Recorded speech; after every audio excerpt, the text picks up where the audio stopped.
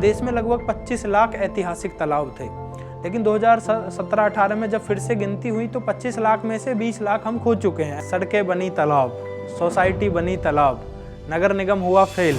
या तो इन तालाबों पे कहीं आपको एक बिल्डिंग बनी हुई दिखेगी, या हो सकता है आप जिस घर में रह रहे हो वो किसी तालाब के ऊपर बना हुआ हो, या कोई पुलिस स्टेशन आपके एरिया का जो है वो किसी तालाब के ऊपर बना हुआ हो। जिस सोसाइटी की आप बात कर रहे हैं कि सोसाइटी बनी तालाब, वो सोसाइटी ही किसी तालाब के ऊपर बना हुआ हो। कि हमें भगत सिंह, चंद्रशेखर आज़ाद ये पड़ोसी के घर से अच्छे निकलते लगते हैं। बस हमारा बच्चा तो बस IT इंजीनियर बन के विदेश जॉब करने चला जाए। पहला सदस्य था अपने घर का जिसने 10th पास की थी। उसके लिए मैं बहुत सारे IITs में जाता हूँ, IIM में जाता हूँ। हम तालाबों को रिवाइव करते रहेंगे, आप लोग फिर से कूड़ा घर बनाते रहेंगे। कि तालाबों को फालतू चीज़ ना समझें, कि हम अगली पीढ़ी को लाइन में ना खड़ा करें पानी के लिए। नमस्कार, मेरा नाम रामवीर तंवर है और मैं ग्रेटर नोएडा के एक छोटे से गांव डाडा से रहने वाला हूं। मुझे आप सभी लोग पॉन्ड मैन नाम से जानते हैं। पॉन्ड मैन मुझे इसलिए कहा जाता है क्योंकि मैं मरे हुए तालाबों को, दफनाए गए तालाबों को फिर से जिंदा करने की कोशिश में लगा हुआ हूँ। अच्छा, जब हम बात करते हैं तालाबों को मरे हुए की या दफनाए हुए की, तो उसका मतलब है कि जो तालाब पहले सुंदर थे, जो तालाब जिस पर्पस से वो बनाए गए थे, जिस पर्पस के वो खोदे गए थे, वो अपना फंक्शन पूरा कर रहे थे। लेकिन धीरे धीरे हम लोग बहुत सारी पढ़ाई पढ़ गए, BTech की डिग्रियां ले गए, PhD कर गए, और ये सारे तालाब धीरे धीरे कूड़े घर बन गए। अब या तो इन तालाबों पे कहीं आपको एक बिल्डिंग बनी हुई दिखेगी, या हो सकता है आप जिस घर में रह रहे हो वो किसी तालाब के ऊपर बना हुआ हो, या कोई पुलिस स्टेशन आपके एरिया का जो है वो किसी तालाब के ऊपर बना हुआ हो। तो ये सारे तालाब हैं जो कभी बहुत अपना काम किया करते थे, लेकिन धीरे धीरे इनका लैंड यूज एकदम से चेंज हो गया। अच्छा, इनका मरने का क्या नुकसान है? आज आपने देखा होगा आपके शहर में, आपके किसी भी शहर में बहुत सारे बार ऐसा होता है कि मात्र थोड़ी सी बारिश होती है और सड़कें नाव चलने लायक हो जाती है ना। हम अगले दिन अखबार में एक हेडिंग आती है, सड़कें बनी तालाब, सोसाइटी बनी तालाब, नगर निगम हुआ फेल। ये सारी हम आए दिन हर मानसून में ये खबर हम देखने को मिलती है, पढ़ने को मिलती है। अच्छा, अगर हम इसके पीछे थोड़ा सा जाएं तो हो सकता है जिस सोसाइटी की आप बात कर रहे हैं कि सोसाइटी बनी तालाब, वो सोसाइटी ही किसी तालाब के ऊपर बना हुआ हो। इसका मतलब कि तालाब मानसून के एरिया में सही जगह बना है, बस सोसाइटी गलत जगह बन गई है। तो मैं इसी तरह के तालाब जो या तो कूड़ा घर बन गए हैं या वहाँ पे कुछ और हो गया है, उनको फिर से तालाब बनाने की कोशिश में पूरी टीम के साथ लगा हुआ हूँ। इसकी शुरुआत हुई जब मैं एक BTech स्टूडेंट था। BTech स्टूडेंट रहते हुए मैं अपनी कॉलेज फ़ी पे करने के लिए कुछ स्टूडेंट्स को जो 9th, 10th, 11th, 12th उनको ट्यूशन देता था। उस टाइम पे महसूस हुआ कि जो भी हम स्कूल में पढ़ के आते हैं या जो भी मैं ट्यूशन में पढ़ा रहा हूँ, क्या सच में उसको हम अपनी दैनिक लाइफ में, डेली लाइफ में कुछ यूज करते हैं?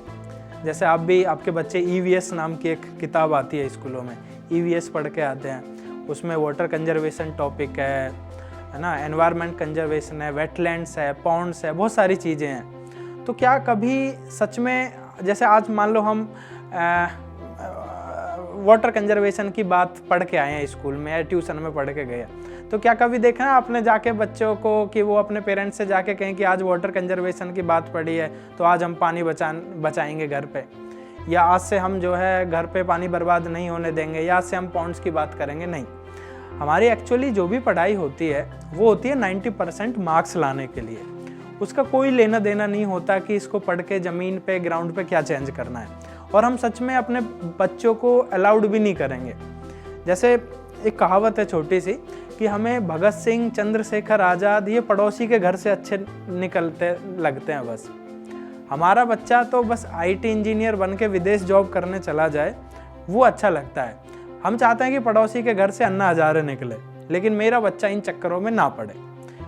अच्छा, ये कब बात मुझे महसूस हुई? जब मैं ट्यूशन पढ़ाता था तो हमने कई बार बच्चों को इस तरह की एक्टिविटीज़ में जब इन्वॉल्व किया कि चलो भाई आज पानी के बारे में एक जल चौपाल लगाते हैं, एक रैली निकालते हैं छोटी सी, तो बहुत सारे पेरेंट्स अगले दिन आते थे, भाई साहब हमने अपने बच्चे ट्यूशन पढ़ाने के लिए भेजे थे या देशभक्त बनाने के लिए भेजे थे? तो हमें यार बड़ा आश्चर्य होता था कि इसमें हमने गलत क्या कर दिया। हम आपके बच्चों को अगर एथिक्स सिखा रहे हैं, हम आपके बच्चों को जो आप किताब में एकेडमिक नॉलेज ले रहे हैं, अगर हम उसको प्रैक्टिकल नॉलेज में कन्वर्ट करने की कोशिश कर रहे हैं तो इसमें नुकसान क्या है। लेकिन नहीं, हमारे बच्चों के अच्छे मार्क्स आ जाएं वही बहुत है। हालांकि काफ़ी बच्चों के पेरेंट्स ने हमें अप्रिशिएट भी किया और उसी अप्रिसिएशन की वजह से ये चीज़ें आगे बढ़ी। तो उस टाइम पे ना तो कोई पैसा था, ना कोई इतने सारे रिसोर्सेज थे, तो हम एक स्टूडेंट की तरह, एक टीचर की तरह यही कर सकते थे कि छोटे छोटे बैनर बना सकते थे, छोटे छोटे पोस्टर डिज़ाइन कर सकते थे, दीवारों पे वॉल पेंटिंग कर सकते थे। तो यही हमने अपने गांव से शुरुआत की, लेकिन और इसी के साथ साथ पढ़ाई भी की। लेकिन एक टाइम आया कि जब लगा awareness is not the only solution, हमें ग्राउंड पे भी कुछ करना पड़ेगा। तो ग्राउंड पे करने के लिए बीटेक करते करते जॉब लगी एमएनसी कंपनी में। तो ग्राउंड पे करने के लिए छोटे छोटे क्लीन ड्राइव्स हमने शुरू किए। जल चौपाल तब तक काफ़ी फेमस हो चुका था हमारा कि गांव में जाके लोगों के साथ बातें करना है। तो जल चौपाल में लोग जुड़े, उनके साथ क्लीन ड्राइव्स को शुरू किया। तो एमएनसी में जब जॉब कर रहा था तो तब एक रियलाइजेशन हुआ सच में कि दोनों हाथों में लड्डू नहीं लिया जा सकता।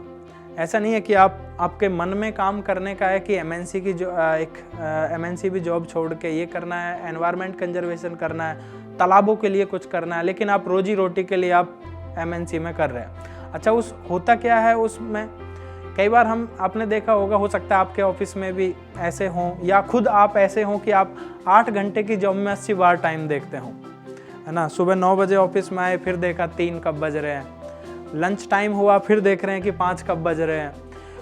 हम ये इसलिए करते हैं कि हमारा सच में वो पैशन नहीं है जो हम कर रहे हैं। हम वीकेंड पे इसलिए कुछ एक्टिविटीज़ में इन्वॉल्व होते हैं क्योंकि हम वीकेंड का हमें इंतज़ार होता है कि वीकेंड आए और हम वो एक्टिविटी करें जो सच में हमारा पैशन है। क्योंकि जो हमारा पैशन है उसमें सस्टेनेबिलिटी है नहीं, उसमें उतना पैसा है नहीं, और हमें घर चलाने के लिए जॉब करनी है।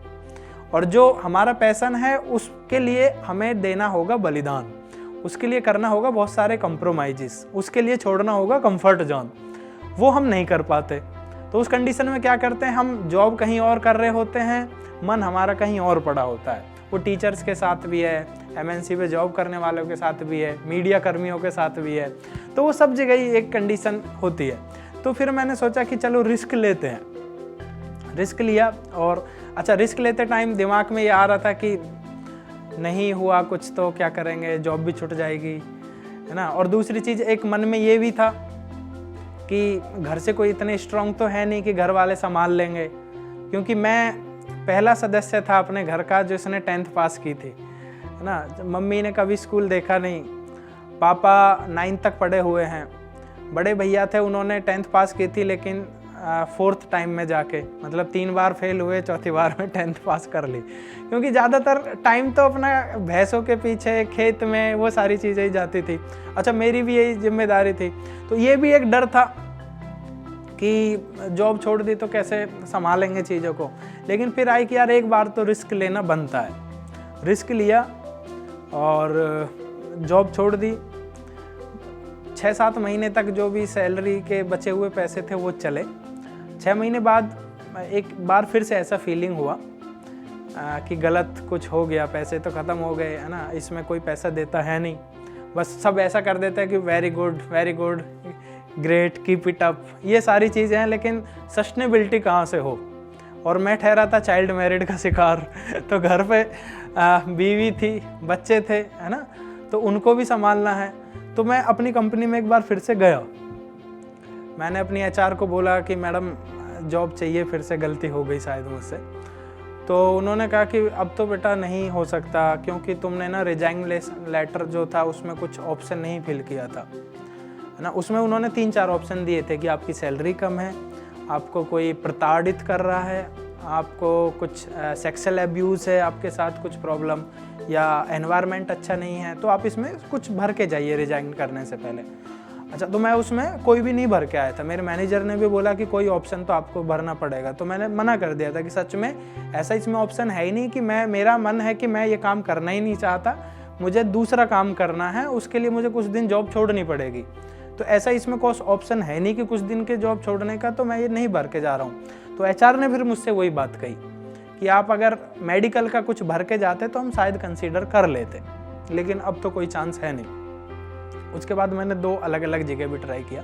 एक मैं गया, मैकेनिकल की कंपनी थी, उसमें ऐसे चेन चलती रहती है, प्रोडक्ट आते रहते हैं आपके सामने, तो उसमें गियर बनते थे ये बाइक्स के, इन सब के, तो आपको क्वालिटी चेक करनी थी। तो मैं गया, वहाँ पे जॉब भी लग गई। मैं मुश्किल से 1-1.5 घंटे बाद ही मुझे फीलिंग हुआ कि नहीं कर सकता मैं ये। मैंने फिर वहाँ के एचआर के पास गया कि मैडम पेट में बहुत तेज़ दर्द है ना। मैं गया, अब आया बस 1 घंटे में, आप मुझे 1 घंटे का टाइम दे दीजिए। मैं गया और फिर कभी वापस नहीं गया।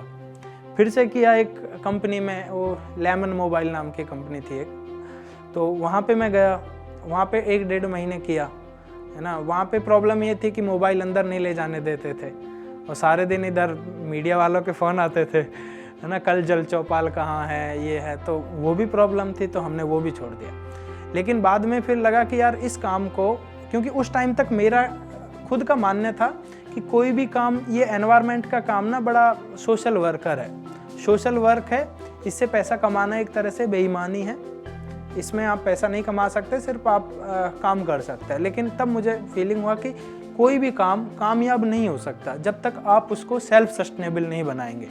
मीन्स आपका पैशन और प्रोफेशन दोनों सेम होना चाहिए। तो इसी के लिए फिर मैंने पूरा काम करना शुरू किया कि अब जो भी मेरा पैशन है इसको मैं प्रोफेशन बनाऊंगा।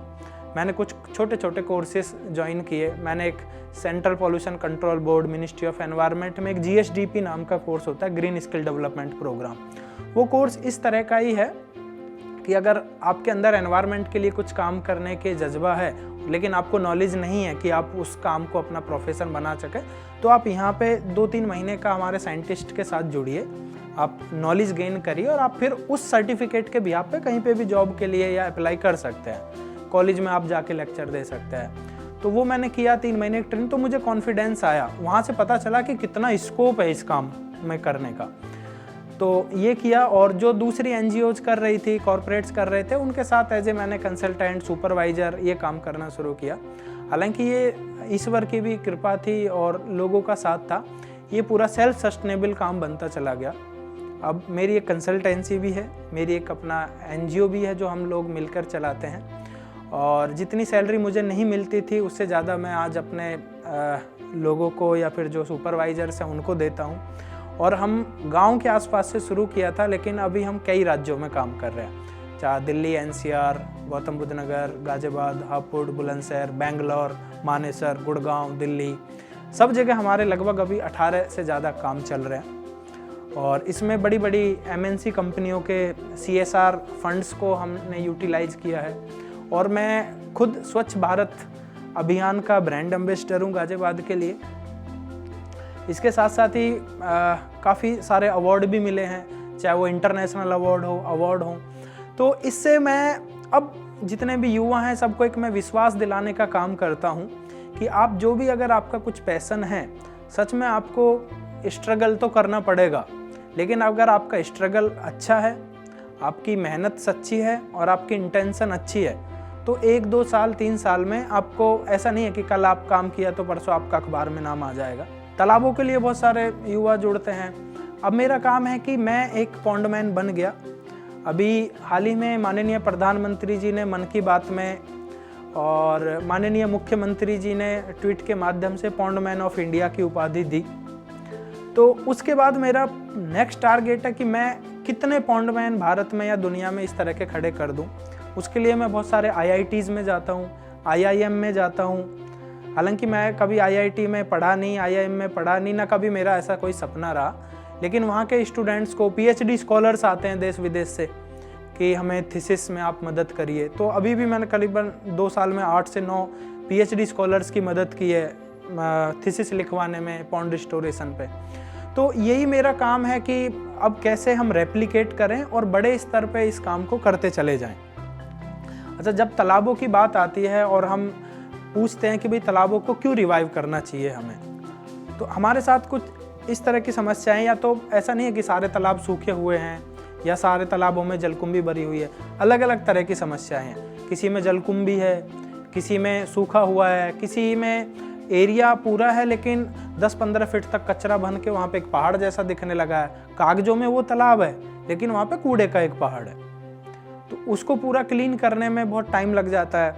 और कई बार जब हम गाँव में जाते हैं, हालांकि हम जल चौपाल करके लोगों को एक कम्युनिटी एंगेजमेंट की कोशिश करते हैं ताकि लोगों को फीलिंग आए कि ये काम हम नहीं कर रहे हैं, ये आपका धरोहर है, आपकी विरासत है, आप ही को रिवाइव करना है ये काम, हम सिर्फ आपका सपोर्ट करने आए हैं। फिर भी हर तरह के लोग होते हैं समाज में। कई बार लोग सोचते हैं कि हम पता नहीं किस समाज से जुड़े हुए हैं, किस जाति से जुड़े हुए हैं। मैंने देखा है कई बार घर के सामने कुर्सी पड़ी हुई होती है, हमारे जाते कुर्सी हटा लेते हैं। उनको लगता है कि यार कबाड़ा साफ करने वाले लोग हैं ये, है ना। कई बार बाद में फ़ोन आता है, भाई साहब हमने आपका टीवी में आज फोटो देखा, वीडियो देखी। तो हम कहते हैं अब क्या फ़ायदा ना, तुमने तो कुर्सी पे भी नहीं बैठने दिया था हमें, अब आप अप्रिशिएट कर रहे हैं हमें फ़ोन करके। तो वो सारी चीज़ें हैं।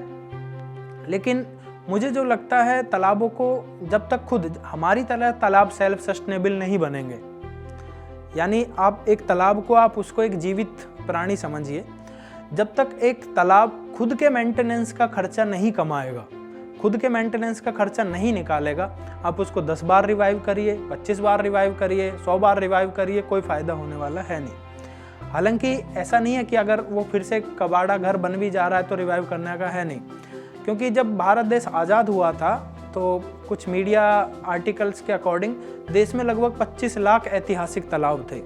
लेकिन 2017-18 में जब फिर से गिनती हुई तो 25 लाख में से 20 लाख हम खो चुके हैं ऐतिहासिक, जो हमारी धरोहर है। कहाँ गए वो तालाब? तालाब को रिवाइव करने का ये भी एक फ़ायदा है कि उसकी उम्र बढ़ जाती है। अब भी हम जितने तालाब करते हैं ना, 90% तालाब ऐसे होते हैं या तो थोड़े से हिस्से पे या ज़्यादा हिस्से पे अतिक्रमण है। अतिक्रमण मतलब जो लोगों ने उसका हिस्सा कब्जाया हुआ है। किसी ने कार पार्क करने के लिए कब्जा लिया है, किसी ने पूरा घर ही बना लिया है, किसी ने दुकान बना ली है। जब एक तालाब को हम रिवाइव कर देते हैं तो उसकी एक उम्र बढ़ जाती है। हम क्या करते हैं, तालाब का पूरा कचरा निकाला, उसके नीचे जब हम पानी निकालते हैं उसका, तो देखते हैं नीचे पूरा 5-6 फीट की, 3 फीट की, 2 फीट की एक लेयर बनी रहती है कचरे की। उसमें हमारे बेड के गद्दे हैं, प्लास्टिक, जूते, चप्पल, सूटकेस सब वहाँ पे दिखे मिलते हैं। क्योंकि हम क्या सोचते हैं, हमने एक बार पानी में कोई चीज़ फेंकी और गायब हो गई। गायब कुछ नहीं होता है, वो जाके नीचे एक लेयर बना लेता है और उस लेयर से ग्राउंड वाटर रिचार्ज होना बंद हो जाता है। ग्राउंड वाटर रिचार्ज हुआ था, अब वो आपके लिए एक सीवेज टैंक का काम करता है। सीवेज टैंक मतलब वो भरे रहेगा, ओवरफ्लो होगा, सड़क पे फैल जाएगा। वो एक प्रॉब्लम होती है हमारे लिए। हम तालाबों को रिवाइव करते रहेंगे, आप लोग फिर से कूड़ा घर बनाते रहेंगे, तो मुझे लगता है मेरी भी मेहनत बेकार जाएगी। आपके फेसबुक पे, ट्विटर पे या इंस्टाग्राम पे वेरी गुड लिखने से ज़्यादा अच्छा है कि आप हमें सपोर्ट करें। आप उस तालाब को फिर से गंदा ना होने दें। आपको कुछ नहीं करना है उसके लिए। आपको अपना कचरा नाली में नहीं फेंकना है, आपको अपना कचरा तालाब में नहीं फेंकना है। वो हमारे लिए आपकी सबसे बड़ी मदद है। उससे हमारी भी मेहनत बचेगी बार बार रिवाइव करने से, साफ करने से, और आपका हमारे लिए एक डायरेक्ट संबंध बन जाएगा। जैसे हमारे कैंपेन है #selfie-with-pond। तो सेल्फी विद पॉन्ड में आपको कुछ नहीं करना है, आपको अपने एक तालाब पर जाना है, वहाँ पे जो जैसा भी वो तालाब है, गंदा, सड़ा हुआ, कचरा घर, जैसा भी है, उसके साथ एक सेल्फी लेनी है और सोशल मीडिया पे अपलोड करना है #selfie-with-pond। उससे क्या होगा, हमारे पास एक नोटिफिकेशन आएगा, हम आपसे संपर्क करेंगे और हम मिलकर फिर उस तालाब को रिवाइव करने की भविष्य में कोशिश करते हैं। इस तरह से भी आप हमसे जुड़ सकते हैं, क्योंकि हमारे सामने बहुत सारे चैलेंज हैं। ऐसा नहीं है कि मेरे पास बहुत सारे हाथ हैं या करोड़ों रुपए की संपत्ति है या इतनी सारी मशीनें हैं। चैलेंज है लोगों की सोच बदलना, चैलेंज है उतने सारे रिसोर्सेस इकट्ठे करना, चैलेंज है लोगों को मोटिवेट करना या उनको अवेयर करना कि कैसे तालाबों को कर सकते हैं। क्योंकि अभी जैसे मैं कुछ गाँव में जल चौपाल करने गया था, तो बहुत सारे लोगों को जब हमने मोटिवेट कर रहे थे तो उल्टा उनका कहना था कि भाई साहब, क्या ऐसा हो सकता है कि इस तालाब को आप पाट कर बंद करके यहाँ पे एक बारात घर बना दें? लोग चाहते हैं कि तालाबों को ख़त्म करके वहाँ पे बारात घर बना दें, उनके लिए पार्क बना दें, उनके लिए झूला बना दें। और दिल्ली में ऐसे तालाब आपको दिख जाएंगे। अभी हमने एक तालाब रिवाइव किया जो 40 साल पहले तक एक अच्छा तालाब था, लेकिन फिर हमारे इंजीनियर साहब आए, PhD के लोग आए और उन्होंने वो तालाब को एक अच्छा पार्क बना के ओपन जिम, झूले, ये सारी चीज़ें बना दी। लेकिन जब अब पता चला कि ग्राउंड वाटर पूरा ख़त्म होने की कगार पे है, कोई सॉल्यूशन है नहीं, तो फिर से ऑर्डर आया कि उस पार्क को फिर से तालाब बनाया जाए। तो ये एक इशारा है आपकी तरफ, ये इशारा है लोगों की तरफ, इस देश के वासियों की तरफ, कि तालाबों को फालतू चीज़ ना समझें। तालाब चाहे आप किसी भी रूप में उसको बंद कर दें, आपको एक दिन वो फिर से जगाने पड़ेंगे। अगर वो आपका घर है, आपको हटाना ही पड़ेगा, आपका पार्क है वो हटाना ही पड़ेगा।